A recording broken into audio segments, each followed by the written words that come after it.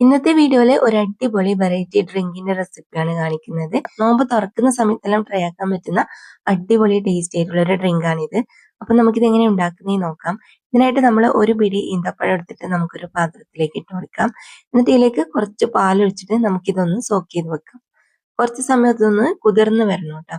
ഇനിയിപ്പോ നമുക്ക് ഒരു പാക്കറ്റ് പാല് ഒരു പാത്രത്തിലേക്ക് ഒഴിച്ചു കൊടുക്കാം. എന്നിട്ട് നമുക്ക് കുതിർന്നു വന്ന ആ ഈന്തപ്പഴം ഒന്ന് മിക്സി ജാറിലിട്ട് ഒന്ന് അടിച്ചെടുക്കണം. അപ്പൊ ഇതാ ഞാനിതിന്റെ കുരുവെല്ലാം കളഞ്ഞിട്ട് മിക്സിന്റെ ജാറിലേക്ക് ഇട്ട് കൊടുത്തിട്ടുണ്ട്. എന്നിട്ട് ഇതുപോലെ നന്നായിട്ട് അരച്ചെടുത്തിട്ട് നമുക്ക് ഈ പാലിലേക്ക് തന്നെ ചേർത്ത് കൊടുക്കാം. ഇത് മുഴുവനായിട്ടും ഇതിലേക്ക് ഇട്ട് കൊടുക്കാം. ഇനി നമുക്ക് പൂവമ്പഴമാണ് വേണ്ടത്. 4 എണ്ണം എടുത്തിട്ടുണ്ട്. അത് നമുക്ക് ഇതുപോലെ തൊലിയെല്ലാം കളഞ്ഞിട്ട് ഒന്ന് മാഷ് ചെയ്തെടുക്കാം. ഇതേപോലെ നന്നായിട്ട് മാഷ് ചെയ്തെടുത്തിട്ട് നമുക്കിതാ ഈ പാലിലേക്ക് തന്നെ നമുക്ക് ഇട്ട് കൊടുക്കാം.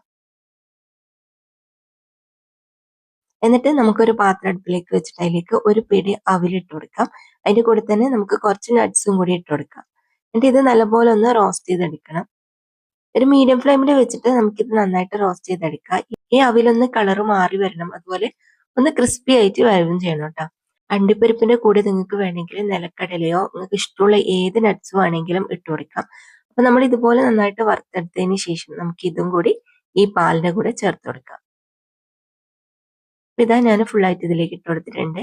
അപ്പൊ ഇത്രയേ ഉള്ളൂ. ഇതെല്ലാം കൂടി ഒന്ന് മിക്സ് ആക്കിയിട്ട് എടുത്താൽ മതി. ഇതാ നമ്മുടെ അടിപൊളി ആയിട്ടുള്ള ഡ്രിങ്ക് റെഡി ആയിട്ടുണ്ട്. നല്ല ഹെൽത്തി ആയിട്ടുള്ള നല്ല ടേസ്റ്റി ആയിട്ടുള്ള ഡ്രിങ്ക് ആണ്. ഇതിൽ നമ്മൾ ഈന്തപ്പഴം പഴമൊക്കെ ചേർക്കുന്നതുകൊണ്ട് അത്യാവശ്യം മധുരം ഉണ്ടാവും. ഇനിയിപ്പോ കൂടുതൽ മധുരം വേണമെന്നുണ്ടെങ്കിൽ നിങ്ങൾക്ക് കുറച്ച് ഷുഗർ ചേർത്ത് കൊടുക്കാം. അപ്പൊ അത്രയേ ഉള്ളൂ. ഇന്നത്തെ വീഡിയോ നിങ്ങൾക്ക് എല്ലാവർക്കും ഇഷ്ടമായിട്ടുണ്ടാവും എന്ന് വിചാരിക്കുന്നു. വീഡിയോ ഇഷ്ടമായാലും മറക്കാതെ ലൈക്കും ഷെയറും കമന്റും ചെയ്യണേ.